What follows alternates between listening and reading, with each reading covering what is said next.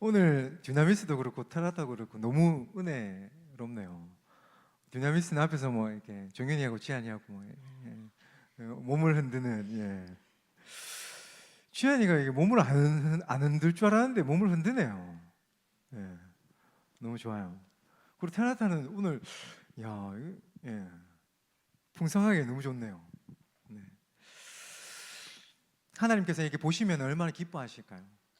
그런 마음이 좀 들었어요. 그리고 오늘 예배를 제가 앉아서 이렇게 있다 보니까 이게 그런 마음이 있더라고요. 누군가는 또 군대에서 휴가를 나오고 반가운 얼굴들이 있고 새내기들이 있고 또 아쉬운 마음은 또 좀 있으면 또 이렇게 결혼해서 또 청년부를 또 떠나는 우리 또 청년들도 있고 또 이렇게 그런 마음들이 여러 가지 마음들이 있더라고요. 그래서 참 그렇다고요. 네. 말씀 보겠습니다. 오늘 말씀에 보면은 말씀 한 구절이에요. 오늘 말씀 한 구절인데 오늘 말씀에 보면은 속이는 저울과 공평한 추라는 것이 나와요. 속이는 저울과 공평한 추. 속이는 저울은 하나님께서 미워하신다고 분명하게 이야기하고 있죠. 그런데 그와 반대로 하나님께서 기뻐하시는 건 뭐예요? 공평한 추예요. 공평한 추는 하나님께서 기뻐하신다. 분명하게 우리들에게 이야기하고 있어요. 명확하게. 대립 구조를 통해서 하나님이 기뻐하시는 것과 하나님께서 미워하시는 것. 자, 그렇다면은 너무나도 간단하잖아요. 하나님이 기뻐하시는 공평한 추를 선택하면 되는 거예요. 맞죠? 하나님께서 미워하시는 것을 선택하는 것이 아니라 하나님께서 기뻐하시는 것을 우리가 선택하면서 그것을 붙들고 살아가면 되는 거예요. 그런데 이토록 분명한 사실에 대해서 성경은 왜 이야기하고 있을까요? 굳이 이야기하지 않아도 되잖아요. 그런데 왜 이 분명한 사실에 대해서 너무나도 누가 봐도 뻔한 이야기를 왜 성경은 하고 있을까요?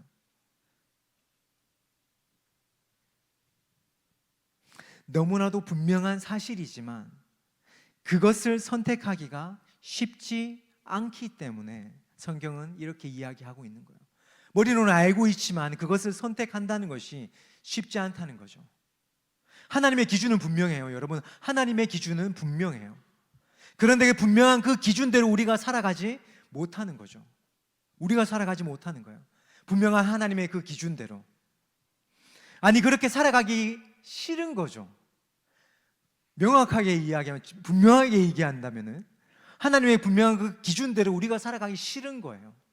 그 기준을 선택하지 않는 것은 공평한 추가 아니라 속이는 저울이 더 좋아 보이는 거예요. 그렇기 때문에 우리는 이 말씀을 통해서 이 시대와 우리의 삶을 들여다 봐야 하는 거죠. 왜 하나님이 이렇게 말씀하고 계실까? 이 시대를 살아가고 있는 나의 모습은 어떠한가? 지금 이 시대는 어떠한가?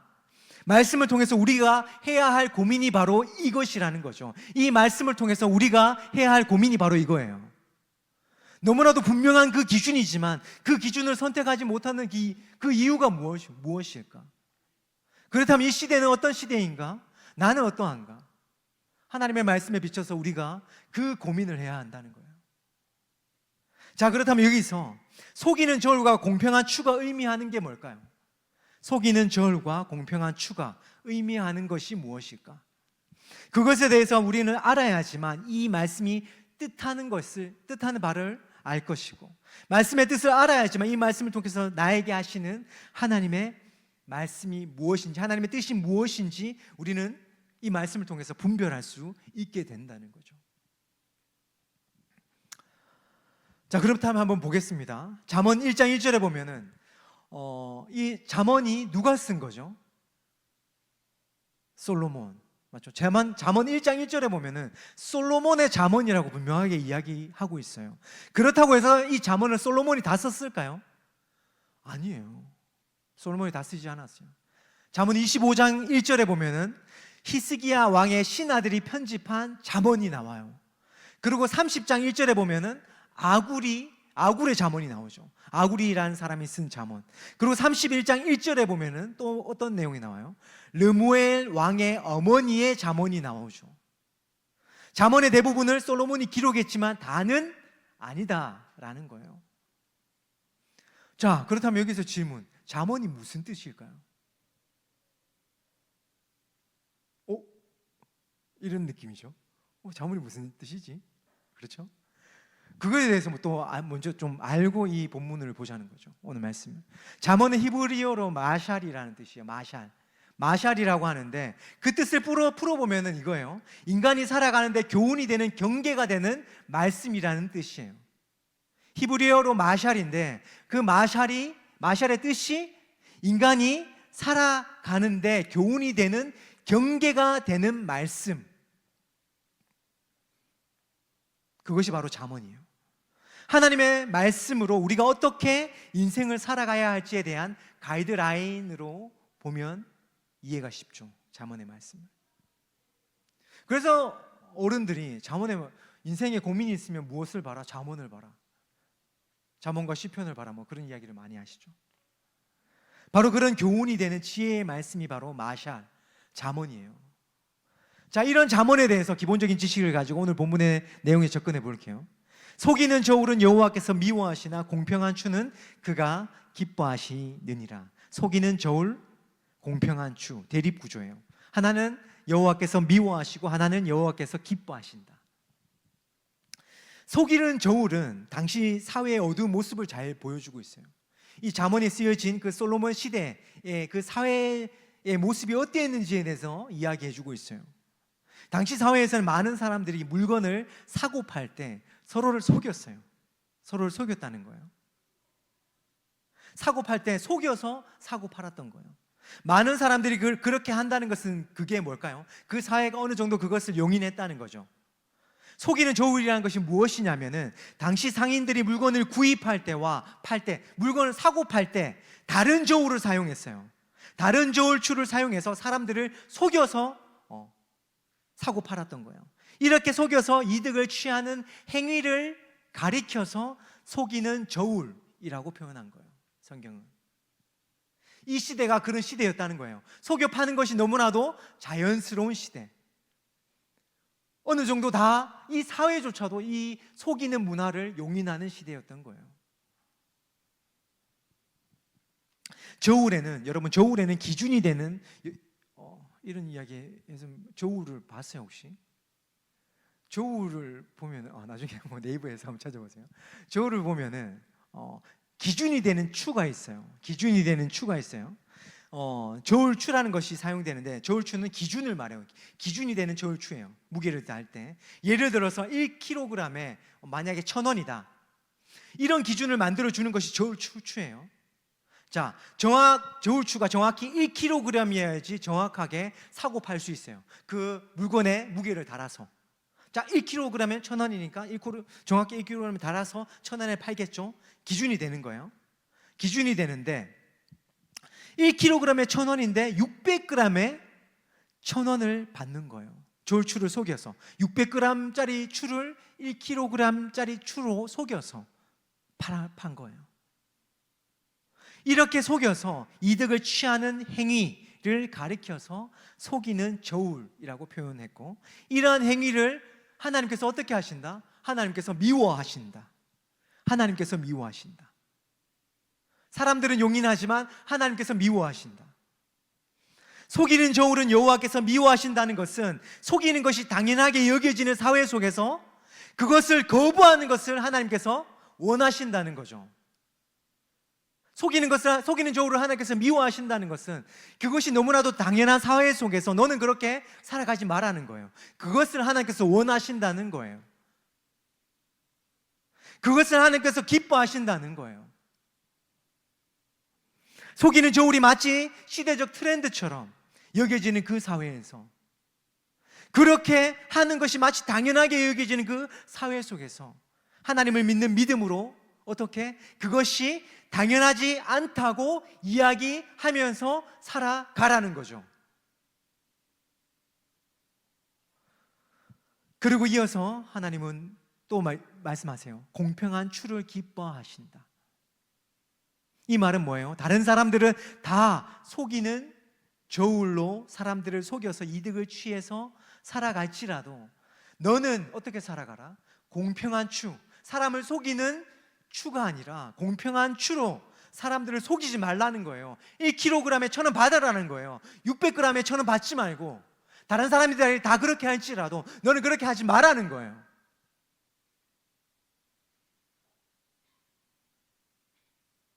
너는 공평한 추로 사람들을 속이지 말라는 거예요. 사고 팔 때 각각 다른 추를 사용해서 사람들을 속이지 말라는 거예요. 공평한 추로 살 때나 팔 때 정직하게 그렇게 행하라는 거예요. 그렇게 하나님께서 기뻐하시는 공평한 추로 살아가라는 거죠. 그런데 여러분, 과연 이것이 쉬울까요? 이 질문을 던져야 되는 거예요. 과연 쉬울까요? 머리로 아는 것은 당연하죠. 답은 너무나도 단순해요. 근데 여러분 생각해 보세요. 나에게 돈이 1kg에 1,000원을 받을 때와 600g에 1,000원을 받을 때 우리의 수중에 들어오는 돈이 완전히 달라지죠. 수입이 거의 200만 원 들어오는 거랑 100만 원 들어오는 거예요. 100만 원 좀 더 넘겠지만은 그런 결정을 그렇게 쉽게 할 수 있을까요, 여러분? 여러분들이 상인인데 그렇다면 한번 생각해 보세요. 과연 이것이 쉬울까요? 하나님께서 기뻐하신다고 해서 과연 내가 당연히 하나님께서 기뻐하시도록 내가 행해야지, 이렇게 하는 것이 정말 쉬울까요? 어려울까요? 분명하게 이야기하지만은 쉽지 않아요. 결코 쉽지 않아요. 아니, 너무 어려운 일이에요, 여러분. 오늘 말씀을 보면서 이렇게 생각할 수도 있어요. 나는 장사를 하지 않는데, 그래서 나는 이 말씀을 적용할 수 없어. 나는 장사를 하면서 살지도 않는데 무슨 속이는 좋을, 나에게는 전혀 적용되지 않는 말씀인데 라고 생각할 수도 있어요. 그런데 정말 그럴까요? 당시 사회적 풍조에 대해서 이야기하고 있는 표현이지만 속이는 저울이라는 것은 장사를 할 때만 적용되는 단어가 아니라는 거예요. 나의 이익을 위해서, 우리 가정의 이익을 위해서 다른 이들을 속이고 옳지 않은 판단과 행동을 하는 모든 것을 포괄하는 표현이 바로 속이는 저울이에요. 자, 그렇다면 어떨까요? 이 시대를 살아가면서 다수의 사람들이 옳다고 이야기하지만 하나님이 기뻐하지 않으시는 것들이 있어요. 여러분 분명히 있어요. 그런 것들이 있어요. 이미 경험하고 살아갈 수도 있겠지만 있어요. 하나님의 기준은 분명해요. 그렇다면 여러분들은 어떤 선택을 하면서 살아갈 거예요? 지금 고민해야 돼요, 여러분. 시대가 원하는 속이는 저울에 내 가치를 두고 살아갈 건지, 아니면 하나님께서 기뻐하시는 공평한 추에 내 가치를 두고 살아갈 건지, 여러분들은 앞으로 선택해야 하면서 살아가야만 해요. 선택한다는 것은 내가 그렇게 살아가겠다는 결단이죠. 어떤 대가를 치르더라도 그렇게 살아가겠다는 거예요. 내가 비록 200만 원 벌 수 있지만 120만 원 벌면서 살아가겠다는 거예요. 그 대가를 치르겠다는 거예요, 여러분. 그렇기 때문에 더더욱 쉽지 않다는 거예요. 자, 그렇다면 우리 여기서 이 본문을 조금만 더 확장시켜 볼게요. 조금만 더 확장시켜 보겠습니다. 추라는 것을 꼭 물건을 재는 도구로만, 추는 물건을 재는 도구로만 쓰여지지 않는다는 거예요. 무게를 재는 기준으로만 쓰여지지 않는다는 거예요.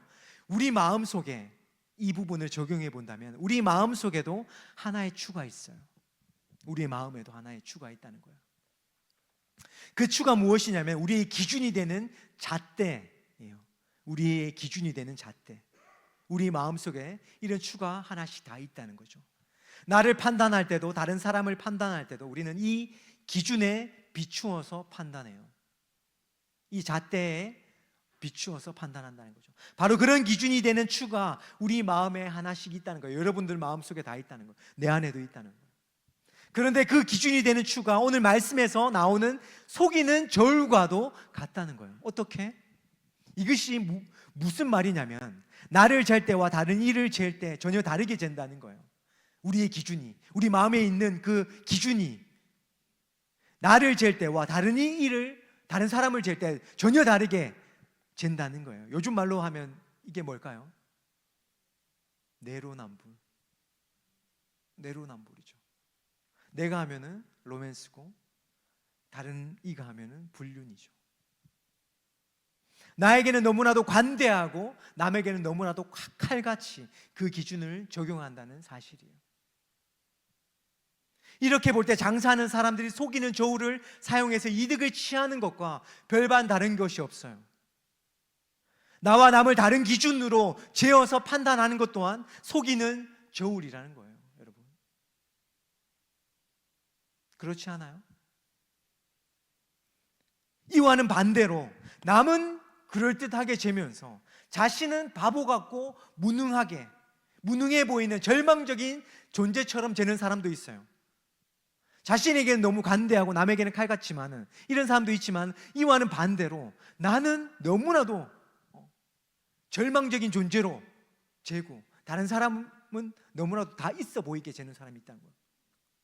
이와는 처음과는 반대로 이것은 남을 속이는 저울이 아니라 어떤 저울이죠? 스스로 속는 저울이죠.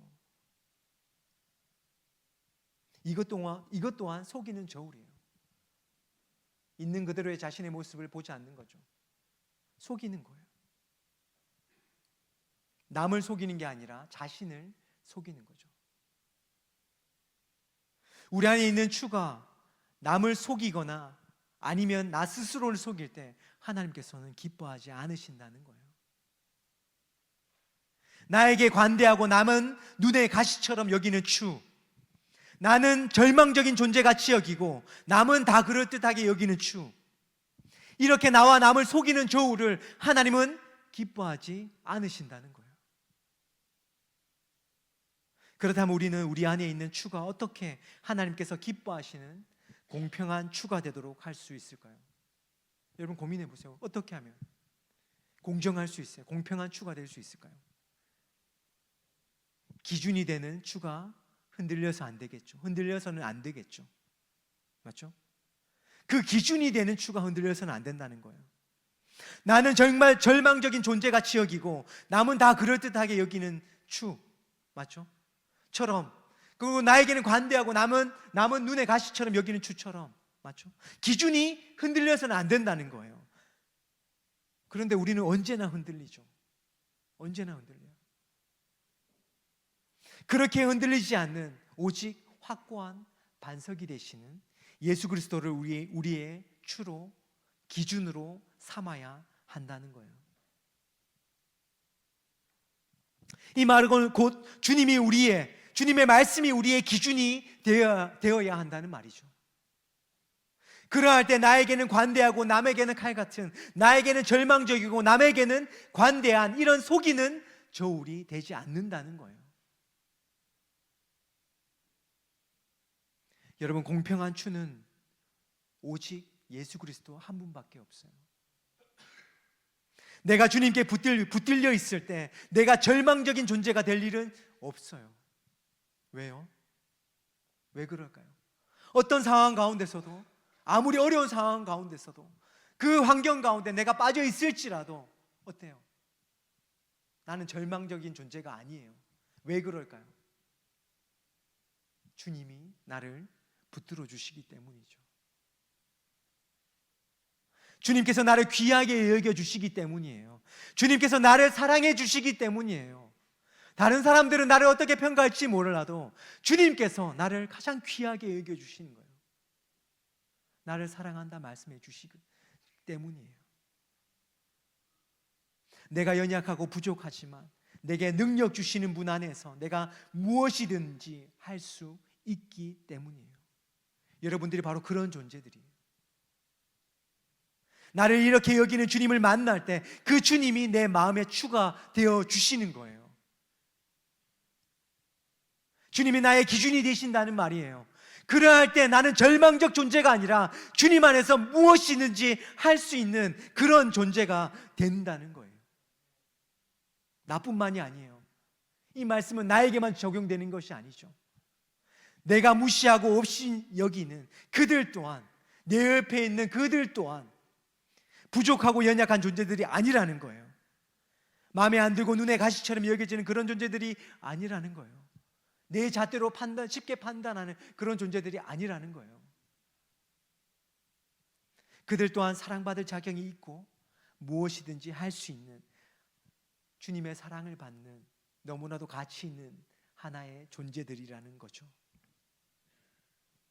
그렇기에 우리는 예수 그리스도가 내 마음의 기준이 되어야만 하는 거예요. 그러할 때 나도 너도 그리스도 예수 안에서 바르게 서로를 바라보고 서로를 평가할 수 있게 되는 거예요. 공평한 추로 나도 너도 있는 그대로 잴 수 있게 되는 거죠. 속이는 추가 아니라. 이것이 오늘 말씀에서 하나님께서 기뻐하시는 공평한 추라는 거예요. 여러분, 교회는 공평한 추가 기준이 되어야만 해요. 이 말이 뭐예요? 예수 그리스도가 기준이 되어야 한다는 거죠. 주님의 말씀이 기준이 되어야 한다는 거예요. 예수 그리스도가 기준이 되어야 한다는 말이에요. 예수 그리스도가 기준이 될 때 우리는 그때야 비로소 참된 나를, 그리고 참된 너를 예수 그리스도 안에서 발견하게 되는 거예요. 오늘 말씀을 통해서 이 사실을, 이 하나의 사실을 꼭 기억하기를 바라요. 주님이 나의 기준이 되신다. 주님만이 나의 기준이 되신다. 그 기준으로 나를 보고 너를 봐야만 하는 거다. 주님의 말씀으로, 주님의 십자가 사랑이 우리의 기준이 되어야만 나를 속이지 않고 남을 속이지 않을 수 있게 된다는 거죠. 바로 그 공평한 추가 되시는 주님을 의지하며 이번 한 주도 여러분들의 삶을 또한 살아내기를 바랍니다. 우리 시간 한번 기도할게요. 같이 기도할 때 오늘 주신 말씀 붙들고 이 시간 같이 기도합시다. 주님이 내 마음의 기준이 되어 주시옵소서. 주님이 내 마음의 기준이 되어 주시옵소서. 거짓으로 서로를 속이는 저울로 살아가지 않도록 주님 나를 붙들어 주시옵소서. 세상의 소리가 아닌 말씀을 통해서 주님의 소리에 귀 기울일 믿음을 허락하여 주시옵소서. 우리의 공평한 주가 되시는 주님을 의지하여 살아가게 도와 주시옵소서. 말씀 안에서 올바른 나를 발견하고 사랑할 수 있도록, 그러한 마음으로 다른 이를 바라보고 품고 인정하며 사랑할 수 있도록, 시대가 아닌 주님의 말씀에 귀 기울여서 그 말씀대로 살아가기를 힘써 노력하는 내가 될 수 있도록 오늘 주신 이 말씀 붙들고 우리 한번 기도합시다. 같이 기도하겠습니다. 사랑과 내가